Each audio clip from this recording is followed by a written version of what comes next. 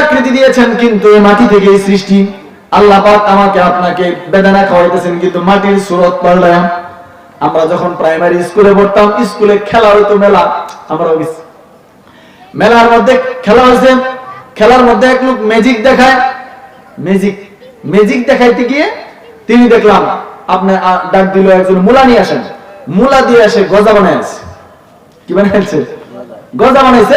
সবাই গজা দিল, সবার হাতের বান ছেড়ে দেন, কয় না ম্যাজিক দেখে সবার হাতের বান মুষ্টি বন্ধ করেন, সবাই খোলেন, সবাই গজা খাওয়াইল। এরপরে আপনার কি জিনিস নিল, আরো কি কি দিয়া চানাচুর বানায় ফেললো। আবার আরেক জিনিস নিল, কাগজ দিয়ে আসে এখানে কি করলো, কইরা টাকা বানায় ফেলাইছে। আমরা চিন্তা করলাম তাহলে তো টাকার মেশিন এই লোকের তো আর টাকা কামাই করার জন্য রাত দিন ডিউটি করার দরকার নাই। আসলে এই টাকা আপনার আমার সামনে শুধুমাত্র ম্যাজিক, চোখের বেলকি, আসলে আর কিছু না। ওই মুলা দিয়ে গজা বানাইলো, এইটাও যে খাইতেছে। আমরা কই তাহলে তো এই লোকের গজা তো কোনোদিন কিনতে হবে না। আসলে আপনি দেখতেছেন সে গজা খাইতেছে, আসলে মুলাই খাইতেছে, আপনি দেখতেছেন গজা খাইতেছে। আসলে এই লোকে যদি বাজারে ব্যবসা করতো, অথচ তার এই ব্যবসা কোনো ম্যাজিক দেখছেন যে ম্যাজিক দিয়া মুলা দিয়া আপনার এই গজা বানায় বাজারে বেচতেছে দেখছেন কোনোদিন? অথচ এই লোক আমাদের সামনে সবাই মুলা দিয়া গজা বানায় খাওয়াই দিয়েছে। তার মানে আল্লাহ রাব্বুল আলামিন বুঝাতে চান, তুমি চোখে দেখতেছ আপেল, কমলা, বেদানা, আমি আল্লাহ সুরত পাল্টায়া দিছি। সুবহানাল্লাহ বলেন। সুরত পাল্টায়া না দিলে তুমি মাটি খাইতে পারবে না। মাটির নির্যাস থেকে আমি আল্লাহ তোমার খাদ্য বানাইছি। কারণ তোমাকে আমি আল্লাহ সরাসরি মাটি থেকে বানাই নাই, তোমার বাবা আদমকে সরাসরি মাটি দিয়ে বানাইছিলাম। তোমাদেরকে আপেল, কমলা, বেদানার থেকে নির্যাস থেকে বের করেছি তোমাকে। এই জন্য তোমার খাবারও এইগুলা, এইগুলি তোমার খাদ্য, এইগুলি তোমার জন্য পুষ্টি, এটি তোমার জন্য প্রোটিন। আল্লাহ রাব্বুল আলামিন আমাদেরকে মাটির নির্যাস থেকে বানিয়েছেন। আল্লাহ রাব্বুল আলামিন এই মাটিতে আবার আমাদেরকে দাফন করবেন।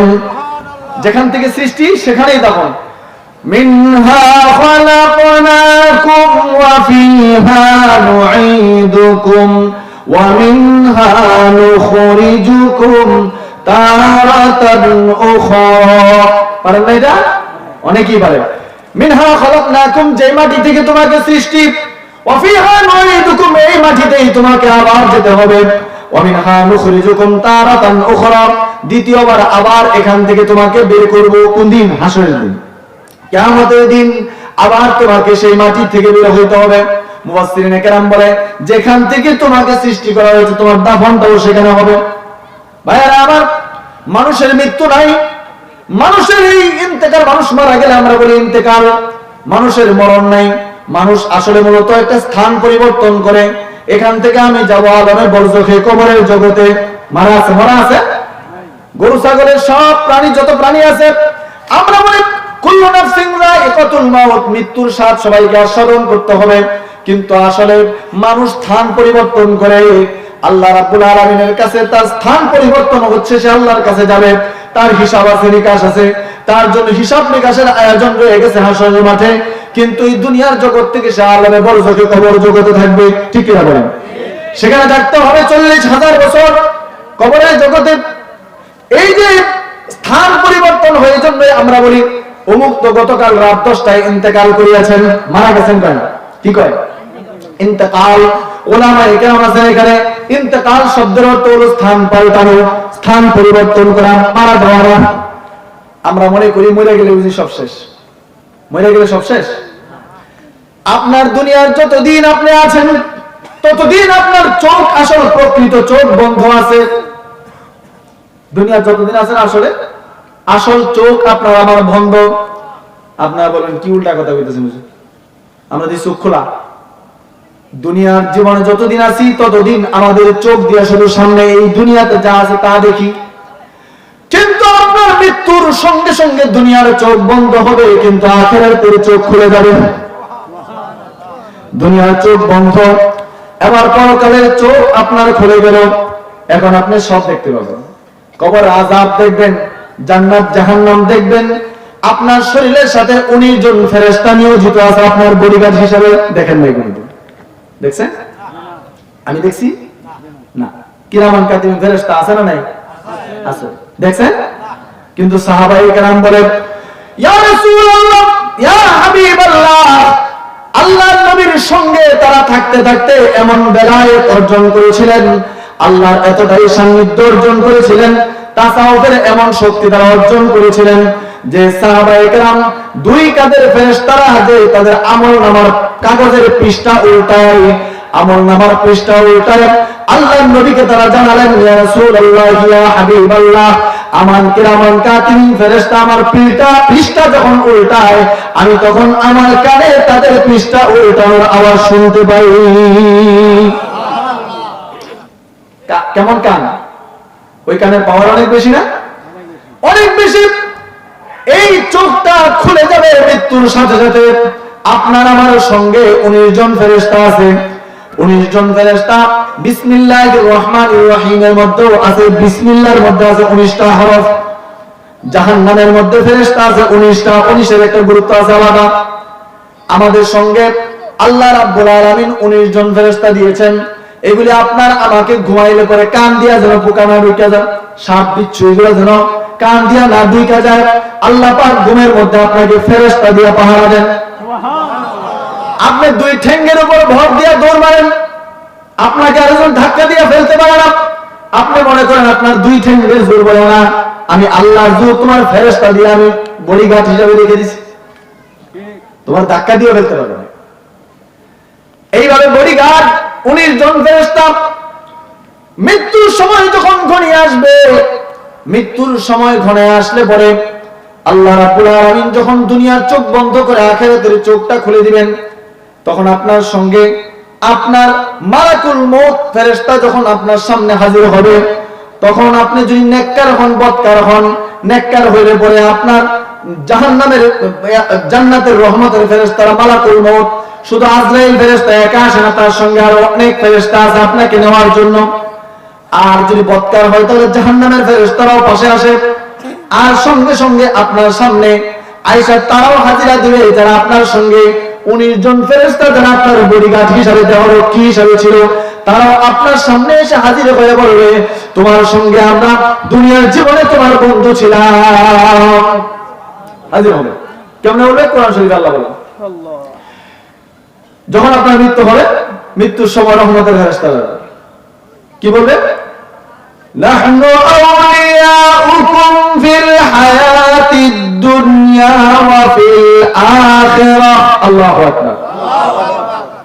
রহমতের ফেরেশতারা অবতীর্ণ হবে, আর আপনার সাথে যারা ফেরেশতা নেককার মানুষ হইলে পরে তার জানটা যখন বের হবে, বের হওয়ার সঙ্গে সঙ্গে ওই ফেরেশতারা এসে বলবে, তুমি ভয় পাইতেছো? এখান থেকে বের হয়ে যাইতেছো, যে এই দেহ থেকে বের হয়ে যেতেছে, ভয় পাইতেছো? ভয় পাইও না। কারা বলবে? আপনার দেহরক্ষী ফেরেশতারা বলবে, নাহনু আউলিয়াউকুম ফিল হায়াতিদ দুনিয়া ওয়া ফিল আখিরাহ। আমরা তোমার সঙ্গে দুনিয়াতে বন্ধু হিসেবে ছিলাম তোমার, ওয়া ফিল আখিরাহ, আর তোমাকে নিরাপদ স্থানে পৌঁছায় দেওয়ার আগ পর্যন্ত তোমার সঙ্গে বন্ধু থাকবো।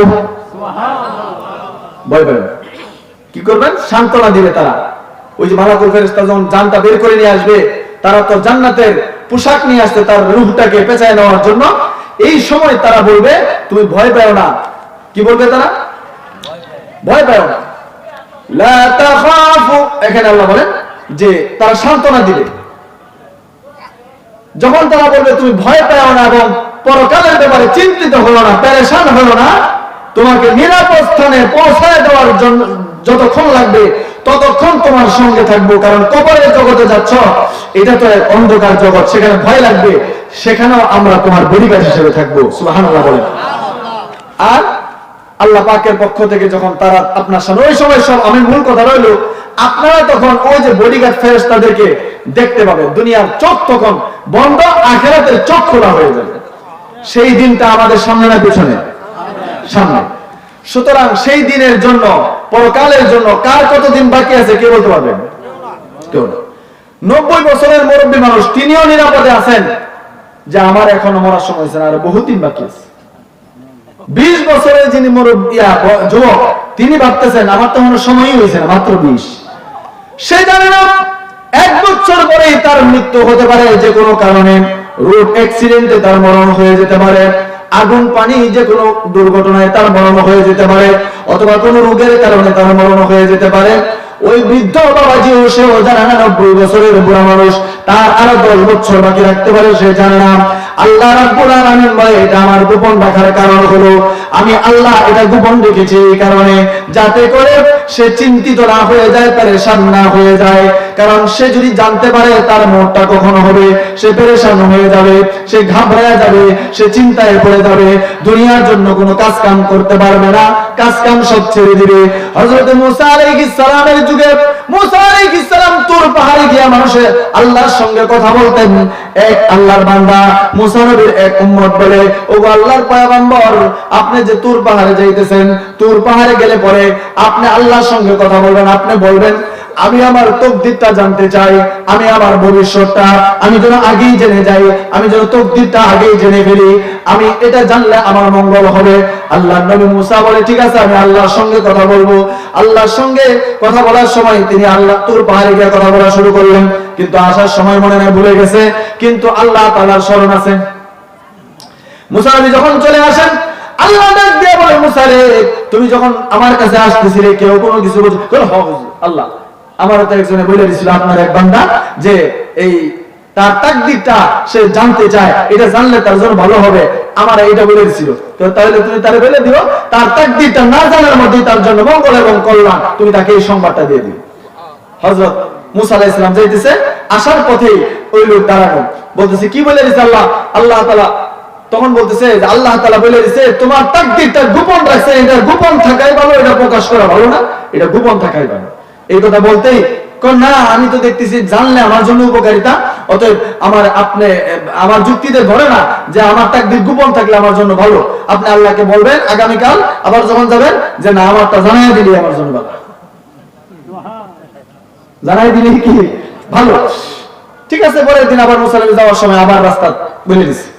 আজকেও যাওয়ার পরে আল্লাহ তাআলা বলতেছেন ঠিক আছে, তোমাকে কি বলে দিছে আমার ওই বান্দা? তো বলছে যে তাকদীরটা তারা জানাইলেই বলে ভালো, আপনি জানাই দেন। তবে এই কথাটা বলতে তুমি আবারও জানাইবা তার তাকদীর গোপন থাকলেই ভালো। এই কথা আবার কে বললেন তৃতীয় দিন, দ্বিতীয় দিন, তৃতীয় দিনে এই একই কথা আপনি আবার তৃতীয় দিন আল্লাহর কাছে বলেন কারে আপনাকে আল্লাহ তাআলা বলতেছে যে গোপন থাকলে ভালো। আমি দেখতেছি আমার যুক্তিতে ধরতেছে, আমার জ্ঞানে ধরে যে না জানার মধ্যে কোনো সফলতা নেই, জানলেই সফলতা, জানা আমার বড় যেতাম না। হ্যাঁ, তার যুক্তিতে এটা। আল্লাহ রাব্বুল আলামিন তৃতীয় দিন মুসা নবীকে বলে দিলেন তুমি জানাই দিবা আগামীকাল থেকে সব জানবে, সে যা হবে তার সে অগ্রিম জেনে যাবে সব। এইভাবে যখন পরের দিন জানায় দেওয়া হলো, আবার সামনে যা কিছু হবে, কোন ব্যবসা করলে লস হবে, কোনটা খেলে লস হবে, কোনটা লাভবান হবে আগেই জেনে যায়। যে ব্যবসায় লস এটা করেন, যে ব্যবসায় লাভ এটা সে করে, যে কাজ করলে সে ক্ষতিগ্রস্ত হবে সেখানে সে যায় না। ছাগল শুনছে পরের দিন মারা যাবে, আগেই নাবি চালায়। গরু মারা যাবে, এই আগামী সপ্তাহে গরু মারা যাবে, এই গরু নিয়ে লোহাই বাজার নিয়ে হাজির, বুঝছেন না? বাজারে নিয়ে যায় সাথে সাথে নিয়ে গরু বিচ্ছে দিয়ে পারে, তার কোনো বিপদই নাই, কোনো বিপদ। ওই জায়গায় গেলে অ্যাক্সিডেন্ট হলে ওই রাস্তা বাদ দিয়ে অন্য রাস্তায় যাচ্ছে। এখন তার কোনো আপত্তি, সে মহা খুশি, সবার কাছে মুসা নবীর গিয়া কয় আরে আপনারা বলছেন আমার বিপদ, আমার না জানলার মধ্যে কামিয়াবি, এই যে দেখেন আমি যেখানে বিপদ আমি এনে যাই না, আর সবাই গিয়ে বিপদে পারে, মহা খুশি। এভাবে তার ঘোড়া মারা যাবে শুনল, এই ঘোড়া নিয়ে আগে বিক্রি করে দিয়েছে, কিন্তু যার কাছে গেছে আবার ঘোড়া সেখানে ভালো হয়ে গেছে, সে আর ওইখানে আর মরল না। কিছুদিন পর তার মৃত্যুর খবর এসে বলছে আগামী সপ্তাহে তোমার মরণ হবে, এখন কোন জায়গা টাকা নির্ধারণ নেই। এখন এই আসামি নিয়ে বিক্রি করবো কই? এই আসামি নিয়ে কোথায় বিক্রি করবে? পেরেশান, ঘাবড়ে গেছে, ঘুম নাই, খাওয়া নাই, চিন্তা, পেরেশানি। এবার মুসা নবীর কাছে দৌড়ে গিয়ে বলে আপনি আল্লাহর কাছে গিয়ে বলেন আমার তাকদীর গোপন থাকাই ভালো। মরে যেতাম হঠাৎ এমনি মরে যেতাম, পেরেশানি করা থাকতো না। এই সারা বছরে যতটুকু আরাম আয়ের মুখ করছে সব আরাম আয়ের সবার এক সপ্তাহে শেষ হয়ে গেছে। এই যে পেরেশানি, এই যে ঘাবড়ে যাওয়া, এত পেরেশানি, এত পেরেশানি, চিন্তার পেরেশানির কারণে ওই ব্যক্তি পেরেশান ঘাবড়ে গেল। আল্লাহ রাব্বুল আলামিন মুসা নবীকে জানায় দিলেন এই তাকদীর পরিবর্তন করা সম্ভব নয়। তার যে মুসিবত, তার উপর বিপদ ছিল, আমি আল্লাহ বিভিন্ন ভাবে তাকে পরিবর্তন করে দিয়েছিলাম, কিন্তু এই বিপদগুলি সে মানুষের কাছে চাপায়া দিল। কিন্তু আমি আল্লাহ তার তাকদীরে যে বিপদ ছিল এটা দূর হয়নি। এখন তার এই বিপদ এখন তার উপর চলে আসছে, তার মৃত্যুর পয়গাম চলে আসছে। সুতরাং এখন আর তাকে আর ছাড় দেওয়া হবে না, এইভাবেই তার মওত হয়ে যাবে। ভাই আমার মুহতারাম হাজিরিন, আজকে যে মাহফিল, আজকের এই মাহফিলটা একটা নতুন মসজিদের যে কার্যক্রম চলতেছে, মসজিদের কাজ চলতেছে। আপনারা জানেন এই মসজিদটা একটা নতুন অনেক বড় মসজিদ মনে হয় শুরু হচ্ছে না, বড় একটা মসজিদের কাজ নেওয়া হইতেছে। আপনাদের এই এলাকা শিল্প এলাকা, আস্তে আস্তে করে মসজিদ, দিন দিন এই মসজিদ যত বড় করে শুরু করা যায় ততই ভালো, কারণ এখানে মানুষ বাড়বে, দিন বাড়বে। ছোট্ট মসজিদ করলে ভবিষ্যতে পস্তাইতে হবে যে এই মসজিদটা ছোট করে শুরু করছে, এইটা তো 2 দিন পরে আর পাল্টানো যায় না, ঠিক না? এই জন্য বড় করে শুরু করেছেন, নিয়ত করেছেন বড়। আল্লাহ রাব্বুল আলামিন আপনার আরশে আযীম থেকে ফয়সালা হবে। যেখানে আপনার নিয়ত যদি বড় হয়, ওটার ফয়সালা হবে আরশে আযীম থেকে। মসজিদের ছোট্ট করে শুরু করলে আল্লাহর সাহায্যটাও ছোট আসে। আপনি যদি বড় নিয়ত করে শুরু করেন, আল্লাহর ঘরের কাজ কে ফয়সালা করবেন? এটা আপনি নিজে। কোন মসজিদ মাদ্রাসার কোনদিন আমি দেখি নাই মসজিদ মাদ্রাসার টাকা পয়সা জমায়া একসঙ্গে হাতে তুইলা করে কাজ শুরু হয়েছে। কোন মসজিদ মাদ্রাসা এমন ভাবে হয়। মসজিদ মাদ্রাসার কাজ শুরু করে আল্লাহর উপর ভরসা করে। আর আপনার আমার বাড়ি ঘরের কাজ শুরু করতে হয় নিজ হাতে আগে টাকাটা লইয়া, টাকা আগে হাতে নিয়ে তারপরে কাজ শুরু করতে হয়। কিন্তু মসজিদ মাদ্রাসার টাকা হাতে নিয়ে কাজ শুরু করা যায় না। আল্লাহর ঘর এবং মসজিদ মাদ্রাসার কাজ শুরু করতে হয় আল্লাহর উপর ভরসা করে। তখন আল্লাহ তাআলা কোন বান্দাকে ওসিলা করে এই মসজিদের কাজ, মাদ্রাসার কাজগুলি করবেন, এটা আল্লাহ পাকই ভালো জানে। যেরকম ঠিক না ঠিক? ভাই আমার, আমি একটি কথা বলতে চাই, মুহতারাম হাজিরিন, আপনাদের সকলের পিতামাতা আছে? সবার পিতামাতা আছে? নাই পিতামাতা নাই, সকলের পিতামাতা নাই, অনেকেই পিতামাতা চলে গেছেন। ভাইরা আমার, কিন্তু পিতামাতা আমাদের এই সমাজে আছে না নাই? সকলেরই পিতামাতা আছে। আমাদের সকলেরই পিতামাতা কারো আছে, কারো ছিল, কিন্তু এখন নাই। মুহতারাম হাজিরিন, প্রত্যেকের পিতামাতার প্রতি খেদমতের দরকার আছে না নাই? প্রত্যেকের পিতামাতার প্রতি খোঁজখবর নেওয়ার দরকার আছে না নাই? আল্লাহ রাব্বুল আলামিন কোরআনে কারীমের মধ্যে বলেছেন, যাদের পিতামাতা তোমাদের জীবিত আছে বা নাই, তাদের সকলের কথা আল্লাহ পাক কোরআনে কারীমের মধ্যে বলেছেন। পিতামাতা যাদের জীবিত আছে, আল্লাহ পাক বলেন, ওয়া ক্বাদা রাব্বুকা আল্লা তা'বুদু ইল্লা ইয়্যাহু ওয়া বিল ওয়ালিদাইনি ইহসানা। আল্লাহ পাক রব্বুল আলামিন এই আয়াতের মধ্যে বলেন, তোমাদের আল্লাহ, তোমাদের রব নির্দেশ দিয়েছেন দুটি কাজের কথা, দুইটি কথার প্রতি নির্দেশ দিয়েছেন। একটা কথা হলো আল্লাহ পাক রব্বুল আলামিন বলেন, এক নাম্বার নির্দেশ আল্লাহ পাকের, এক নাম্বার নির্দেশ, ওয়া ক্বাদা রাব্বুকা আল্লা তা'বুদু ইল্লা ইয়্যাহু, তোমরা ইবাদত করবে একমাত্র আল্লাহর, আল্লাহ ছাড়া কারো ইবাদত করা যাবে না।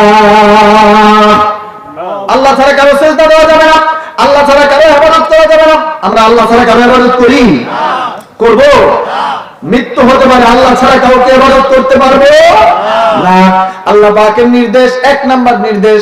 2 নাম্বার, ওয়া বিল ওয়ালিদাইনি ইহসানা। ও যুবকেরা, শুনে রাখো, আল্লাহ পাকের দ্বিতীয় নির্দেশ, তোমরা তোমাদের পিতামাতার প্রতি সৎ ব্যবহার করবে। এটা কার নির্দেশ?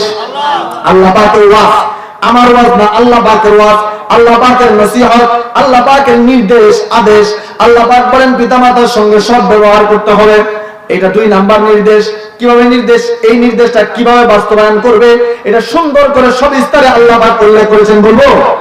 আল্লাহ পাক বলেন কিভাবে করবা, ইম্মা ইয়াবলুগান্না ইনদাকাল কিবারা আহাদুহুমা আও কিলাহুমা ফালা তাকুল লাহুমা উফ।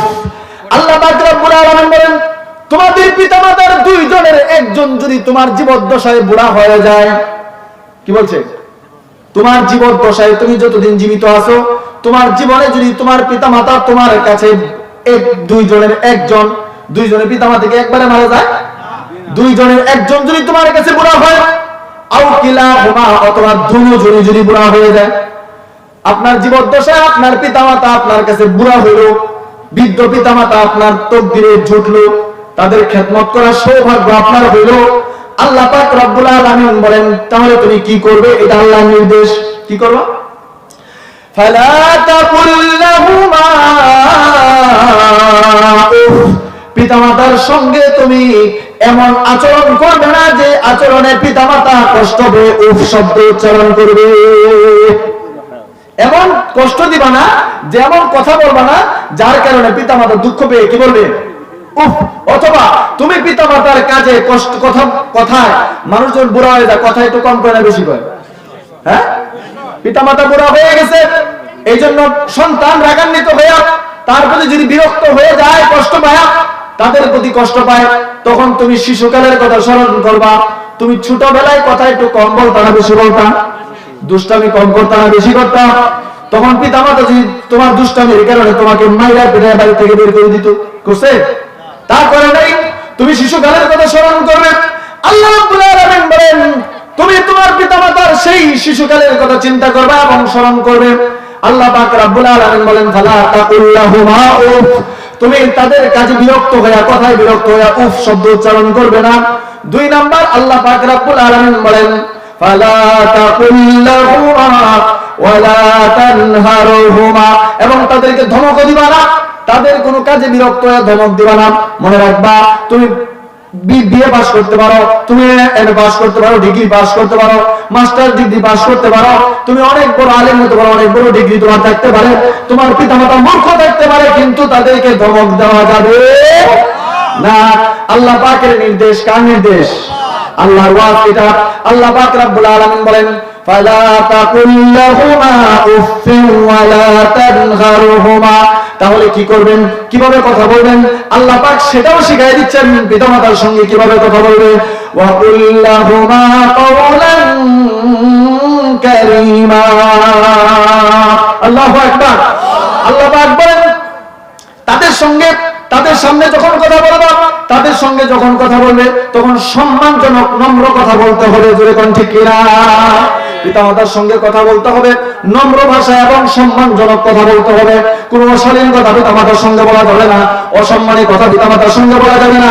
শুধু না, আল্লাহ পাক রব্বুল আলামিন আরেকটা সুন্দর করে আরেকটা কথা বলেছেন ওয়াখফিদ লাহুমা জানাহাল যুল্লি মিনার রাহমাহ। ওয়াখফিদ লাহুমা জানাহাল যুল্লি মিনার রাহমাহ। আল্লাহ পাক রব্বুল আলামিন বলেন তোমার দয়া এবং রহমতের ডানা তোমার পিতামাতার পায়ের নিচে বিছায়া দাও। তোমার ভালোবাসা, রহমত, দয়া, অনুগ্রহের ডানা তাদের পায়ের নিচে বিছায়া দাও। আল্লাহু আকবার বলেন। পিতামাতার সঙ্গে এমন সুন্দর ব্যবহার করতে হবে, সুন্দর মনোরম এবং সুন্দর আচরণ করা, কথা মিষ্টি ভাষায় তাদের সঙ্গে কথা বলা, তাদের খেদমতের ব্যবস্থা করা। এরপরে আল্লাহ পাক বলেন আর কি করবা? অনেকে বলে আমার তো পিতামাতা না, এখন খেদমত কেমনে করব? আমার পিতামাতা তো মারা গেছে, এখন কিভাবে কি করা যায়? আমি তাদের জন্য কি করতে পারি? আল্লাহ কয় না, এখনো তোমার তাদের হক শেষ হয়ে যায়, আমার পরে তাদের স্থান আমি আল্লাহ দিয়েছি। আমি আল্লাহ স্রষ্টা। আমি আল্লাহ কি? স্রষ্টা। আমি পিতামাতাকে আমার পরে স্থান দেওয়ার কারণ আমি আল্লাহ তোমার স্রষ্টা, কিন্তু সেই স্রষ্টার কাজে উসিলা হয়েছে তোমার পিতামাতা। বলেন আমাদের দুনিয়ায় আসার জন্য এই প্রক্রিয়াটা আপনার উসিলা হয়েছেন কে? পিতামাতা। উসিলা হয়েছেন কে?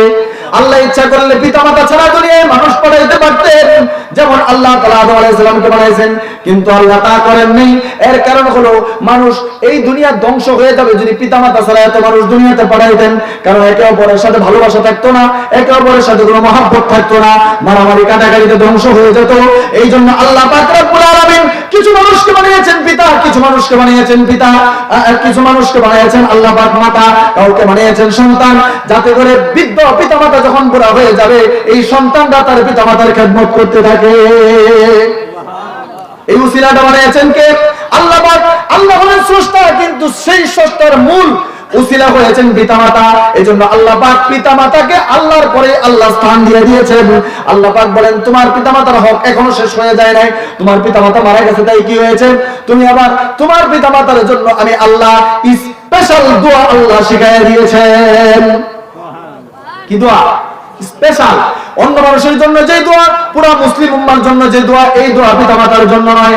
আল্লাহ পাক রব্বুল আলামিন বলেন স্পেশাল ব্যক্তিগতভাবে আল্লাহ তাআলা শুধুমাত্র পিতামাতার জন্য এক্সট্রা দোয়া শিখিয়ে দিয়েছেন আল্লাহ পাক। এরপরে অংশে বলেন ওয়া কুর রাব্বিরহামহুমা কামা রাব্বায়ানি সগীরা।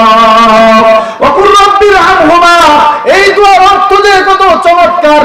আল্লাহ পাক আপনার শিশুকালের কথা স্মরণ করায় দিয়েছেন। আপনি কি শিশুকালের কথা মনে আছে? আপনার পিতামাতার সাথে অনেক সময় বিরক্তি আসে, পিতামাতার প্রতি যদি বিরক্তি লাগে, অনেক সময় যদি তাদের কথা কাজে আপনার কষ্ট লাগে, কোনো সময় হয়, তখন আপনি এই কালটার কথা চিন্তা করবেন, বালিশের সঙ্গে মাথা লাগায়া কি জিনিসটা চিন্তা করবেন? ওই যে যেই দিনটা আপনি ভূমিষ্ঠ হওয়ার পর, আপনার পিতামাতা ভূমিষ্ঠ হওয়ার পর থেকে আপনার পিতামাতা আপনার জন্য কি করেছেন, এবং আপনার গুমুত, আপনার প্রস্রাব পায়খানাগুলি কিভাবে দুই হাতে পরিষ্কার করেছে আপনার মা, সেই দিনটার কথা আপনি চিন্তা করবেন। আপনাকে ফেলে দেয় নাই, আপনি যখন কান্নাকাটি করেছেন, সারা রাত মাকে আপনি ঘুমাতে দেন নাই, কোনদিন মাকে আপনি দীর্ঘ 1 বছর 2 বছর পর্যন্ত, জন্মের পর, শুধু জন্মের আগে নয়, জন্মের পরে আরো 2 বছর পর্যন্ত দুধ পান করার যে সময়টা, মাকে 2 বছর ঘুমাইতে দেন নাই। এই যে কষ্টটা আমি দিয়েছি মাকে, ওই জিনিসটার কথা আল্লাহ স্মরণ করায় দিয়েছেন। আল্লাহ তুমি মনে না রাখলেও আমি আল্লাহর মনে আছে রে বান্দা, কত কষ্ট তোমার পিতামাতা তোমার জন্য করেছে, এটা তোমার মনে না থাকলেও আমি আল্লাহর আছে, আমি আল্লাহর মনে আছে। আমি দুয়ার মাধ্যমে তোমার ওই দিকে টাচ করলাম, যাতে করে তোমার শিশুকালের কথা স্মরণ হয়ে যায়। এই জন্য আল্লাহ বলেন রব্বিরহামহুমা কামা রাব্বায়ানি সগীরা। হে আল্লাহ, আপনি আমার পিতামাতার সঙ্গে সেই আচরণটা করেন, যে আচরণটা আমার পিতামাতা আমার শিশুকালে, ছোটবেলায়, এই পাতাল কোন অবস্থায় আমার পিতামাতা যে আচরণটা আমার সঙ্গে করেছেন, আপনি আমার পিতামাতাকে আপনার কুদরতি কোলে উঠায় সেই আচরণটা করে। আমাকে উঠাইছে আমার পিতামাতা তাদের নিজের কুলে, আল্লাহ আপনি আমার পিতামাতাকে আপনার কুদরতি কুলে উঠায়। সুবহানাল্লাহ বলেন। চিন্তা করছেন দোয়াটা কে শিখাই দিয়েছে? দোয়া আরো জোরে বলেন, কে শিখাই দিয়েছে এই দোয়া? এটা আর কারো জন্য না, শুধুমাত্র এক্সট্রা স্পেশালি শুধুমাত্র পিতামাতার জন্য এই দোয়া। আজকের এই দিনে পিতামাতার জন্য কে কে আছেন যে ইনশাআল্লাহ তাদের খেদমত করবেন ইনশাআল্লাহ আল্লাহ তাআলা? আল্লাহু আকবার। যাদের পিতামাতা নাই তারা দোয়া করবেন বেশি বেশি ইনশাআল্লাহ। রাজি আছেন? হাত নামায় ইনশাআল্লাহ। আরেকটা কাজ করবেন পিতামাতার জন্য, আরেকটা কাজ, প্রতি সপ্তাহে একদিন পিতামাতার কবর জিয়ারত করে, যদি কাছাকাছি থাকে। যারা দূরে, অনেক দূর থেকে আসছেন, চাকরি বাকরি করেন, তারা তো প্রতি সপ্তাহে যাওয়া সম্ভব নয়, কিন্তু আরেকটা কথা বলি, আপনি যখনই যাবেন পিতামাতার কবরের পাশে যাবেন। এর কারণ রাসূল সাল্লাল্লাহু আলাইহি ওয়াসাল্লাম হাদিসের মধ্যে বলছেন যে কবর জিয়ারত যে সন্তান প্রতি সপ্তাহে একবার করবে, আল্লাহ তাআলা তার রিজিকের কোনো ঘাটতি রাখবেন, আল্লাহ রিজিক তাকে ভরপুর পরিপূর্ণ করে দিবেন, তার সে ধনী হয়ে যাবে। অর্থাৎ পিতামাতার নেক দোয়া। আপনি যদি দুনিয়াতে সুনাম সুখ্যাতি চান, আপনি দুনিয়াতে সম্মান চান, আপনি দুনিয়াতে যদি প্রতিষ্ঠিত হতে চান, তাহলে এক্ষুনি আপনার পিতামাতার খেদমত শুরু করবেন। এর কারণ যদি আপনি দুনিয়াতে নেককার এবং পরহেজগার হতে চান এবং সৌভাগ্যবান হতে চান, পিতামাতার খেদমত করতে হবে। পিতামাতার খেদমত করলে আল্লাহ তাআলা আপনার সুনাম সুখ্যাতি বাড়ায় দিবে। এই জন্য ভাইরা আমার, যারা নাকি আল্লাহর নবী বলেন হুমা জান্নাতুকা ওয়া নারুকা, তোমার পিতামাতা তোমার জন্য জান্নাত, তোমার পিতামাতা তোমার জন্য জাহান্নাম। যদি পিতামাতা খুশি হয় তাহলে তোমার জন্য জান্নাত, পিতামাতা তোমার প্রতি বেজার তাহলে তোমার জন্য জাহান্নাম। শুধু তা না, আল্লাহর নবী বলেন, এক হাদিসের মধ্যে রাসূল সাল্লাল্লাহু আলাইহি ওয়াসাল্লাম বলেন যে আল্লাহ তাআলা সন্তুষ্টি রিদার রাব্বি ফি রিদাল ওয়ালিদি, আর রিদাল সাখাতুর রাব্বি সাফি সাখাতিল ওয়ালিদি। আল্লাহর নবী বলেন আল্লাহর সন্তুষ্টি পিতামাতার সন্তুষ্টির মধ্যে, আল্লাহর অসন্তুষ্টি পিতামাতার অসন্তুষ্টির মধ্যে কত বড় কথা। পিতামাতা অসন্তুষ্ট, আল্লাহ কি অসন্তুষ্ট, পিতামাতা সন্তুষ্ট, আল্লাহ অসন্তুষ্ট। প্রাণের ভাইয়েরা আমার, সপ্তাহে একদিন যদি কবর জিয়ারত করেন, কবর জিয়ারত করলে ওইখানে গিয়ে চোখটা বন্ধ করবেন। কি কারণে? রাসূল বলেন সপ্তাহে একদিন কবর জিয়ারতের কথা। এই কারণে যখনই আপনি কবরের পাশে যাবেন, আপনার কাছে আপনার স্মরণ হয়ে যাবে ওই পিতামাতার কথা, যেই পিতামাতা আপনাকে বুকে নিয়ে কতবার যে আপনাকে চুমু খেয়েছে, আব্বা আব্বা বলে ডেকেছেন। হয়তোবা আপনার পিতামাতা আপনাকে আব্বু বলে এতবার শিশুকালে ডেকেছেন যে আপনি এত বড় হয়েছেন, এতবার আপনিও আপনার আব্বাকে এতবার আব্বা বলে ডাকেন নাই। আপনি জানেন না এই পাগুলির মধ্যে মা এবং বাবা কত যে চুমু খেয়েছেন, কত কাঁধে চড়ে চড়ে বাজারে গিয়েছেন। যেই বাবা বাজারে কোনো জিনিস, ভালো একটা জিনিস খাবার খাওয়ার আগেই স্মরণ হয়ে যায় আমার সন্তানরা বাড়িতে আছে, আমার ছেলেটা বাড়ি, একটা আপেল কিনলে সে আপেলের অংশটা সন্তানের জন্য নিয়ে আসার জন্য পাগল পারা হয়ে যেত। আপনার জন্য এত কষ্ট করে মাথার ঘাম পায়ে ফেলে বাবা এত কষ্ট করেছে, মা আপনার জন্য কি কষ্ট করেছেন। আল্লাহ রাব্বুল আলামিন বলেন হামালাতু উম্মুহু ওয়াহনান আলা ওয়াহনিন। আল্লাহ পাক রব্বুল আলামিন বলেন তোমার মা তোমার জন্য কি কষ্ট করছে তুমি জানো? একটা কষ্ট হলো 10 মাস পর্যন্ত মায়ের পেটের মধ্যে এই বোঝাটা ধারণ করে মা ঘুরছে, তোমার জানা নাই? আল্লাহ পাক বলেন ওয়াহনান আলা ওয়াহনিন, একটা কষ্ট হলো গর্ভে ধারণ করা, আরেকটা কষ্ট হলো ভূমিষ্ঠ করা, প্রসব বেদনা। দুইটা কষ্ট তোমার মা তোমার জন্য করেছে। আর 3 নাম্বার কষ্ট আরেকটা আছে, আল্লাহ পাক বলেন ওয়া ফিসালুহু ফি আমাইন। একটা কষ্ট পেটে ধারণ করা, দুইটা কষ্ট, দ্বিতীয় নাম্বার কষ্ট হলো ভূমিষ্ঠ করা, তৃতীয় নাম্বার কষ্ট হলো জন্মের পর আরো 2 বছর পর্যন্ত দুধ পান করানোর সময় যে কষ্টটা, এটা আল্লাহ পাক বলে যান নাই। 2 বছরের কষ্ট। এই জন্য আল্লাহ নবীর কাছে এক সাহাবী গিয়ে জিজ্ঞাসা করে, ইয়া রাসূলুল্লাহ, ইয়া হাবিবাল্লাহ, আমি সবচেয়ে সুন্দর ব্যবহার কার সঙ্গে করব? আল্লাহ রাব্বুল আলামিন আল্লাহ তাআলা জানায় দিলেন, আল্লাহ নবী জানায় দিলেন তুমি তোমার মায়ের সঙ্গে সুন্দর ব্যবহার করো, তোমার মায়ের সঙ্গে সুন্দর ব্যবহার করো। তখন রাসূল সাল্লাল্লাহু আলাইহি ওয়াসাল্লাম এই কথা বলার পর সাহাবায়ে কেরাম, ইয়া রাসূলুল্লাহ, তারপরে কার সঙ্গে সুন্দর ব্যবহার করব? এরপরে সঙ্গে সঙ্গে আল্লাহর নবী বলেন তোমার আম্মার সঙ্গে ভালো ব্যবহার করো। এরপরে তৃতীয়বার আবার জিজ্ঞাসা করেন, ইয়া রাসূলুল্লাহ, এরপরে কার সঙ্গে ভালো ব্যবহার করব? আবার বললেন তোমার আম্মার সঙ্গে ভালো ব্যবহার করব। তৃতীয়বার চতুর্থবার আবার জিজ্ঞাসা করলেন সাহাবী, ইয়া রাসূলুল্লাহ, এরপরে কার সঙ্গে সুন্দর ব্যবহার করব? আল্লাহ নবী বলেন সুম্মা আবাকা, 3 নম্বরে আল্লাহ পাক বলেছেন তোমার পিতার সঙ্গে। সুবহানাল্লাহ বলেন। এর কারণ হিসেবে বলা যায় যে ওই যে 3টা কষ্টের একটাও বাবার না, এটা মেইন কষ্টটা মায়ের। এই 3 কারণে দেখেন, একটা হলো গর্ভে ধারণ করা, বাবার কোনো হাত আছে? 2 নাম্বার প্রসব বেদনা সহ্য করা, এটাও মায়ের। 3 নম্বরে 2 বছর পর্যন্ত প্রস্রাব পায়খানা পরিষ্কার করা, এখানেও মায়ের ভূমিকা। এই 3 কারণে আল্লাহ তাআলা পিতার চাইতে মায়ের সম্মান 3 গুণ বাড়িয়ে দিয়েছেন। সুবহানাল্লাহ বলেন। এই জন্য আমাদের মায়ের পায়ের নিচে সন্তানের বেহেশত। এই জন্য ভাইয়েরা আমার, আপনারা আজকের এই দিনে যাদের পিতামাতা দুনিয়া থেকে চলে গেছে, আমি বলতে চাই পিতামাতার জন্য কয়েকভাবে স্মরণ করা যায়। কবর জিয়ারত করা, আর কবর জিয়ারত করলে ওই যে বাবা মার সেই শিশুকালের স্মৃতিগুলি আপনার চোখের সামনে ভাসবে, আপনার স্মৃতিপটে আপনার মস্তিষ্কের মধ্যে যখন আসবে তখন চোখের পানি ঝরতে থাকবে। আর আরেকটা জিনিস, আল্লাহ পাক আপনি মায়ের বাবার কবরের সামনে যাওয়ার সাথে সাথে আল্লাহর নবী বলেন যে এই আপনি যাওয়ার সাথে সাথে আপনার এই ছবিটা ফেরেশতারা নিয়ে আপনার বাবার রূহের কাছে নিয়ে যায়। দেখো তোমার সন্তান তোমার কবরের পাশে এসে দাঁড়িয়েছে, তোমার জন্য সূরা ইখলাস পড়ে দুরূদ শরীফ পড়ে ইস্তেগফার পড়ে তোমার জন্য ক্ষমা চাইতেছে, তোমার জন্য মাগফিরাত চাইতেছে আল্লাহ তাআলার কাছে।